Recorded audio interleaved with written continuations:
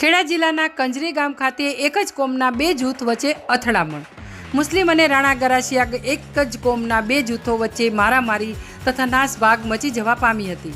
કંજરી ગામના આઝાદ ચોક પાસેની ઘટના. કંજરીના રામજી મંદિર સામે આવેલ એક ચાલીમાં રહેતા યુવક પર અચાનક ચપ્પુ વડે અને લાઠી દંડા વડે હુમલો. સૂત્રો દ્વારા પ્રાપ્ત માહિતી અનુસાર છોકરી બાબતે થયો હતો ઝઘડો. બંને કોમ વચ્ચે આ બાબતે થયું હતું સમાધાન, પરંતુ સાંજે અચાનક ઘાતકી હુમલો થતાં 3 લોકો થયા ગંભીર. એક વ્યક્તિને કમરના ભાગે ચપ્પુ વાગતા તાત્કાલિક નજીકના હોસ્પિટલ ખાતે ખસેડવામાં આવ્યો. અન્ય 2 લોકોને કંજરી પાસે આવેલ કરમસદ હોસ્પિટલ ખાતે ખસેડવામાં આવ્યા. ઘટના સ્થળે પોલીસનો કાફલો પહોંચતા સ્થાનિકોમાં મચી નાસભાગ. પોલીસે ઘટના સ્થળે પહોંચી સમગ્ર મામલો શાંત પાડ્યો અને તપાસ શરૂ કરી. અહેવાલ મુકેશ ચુનારા.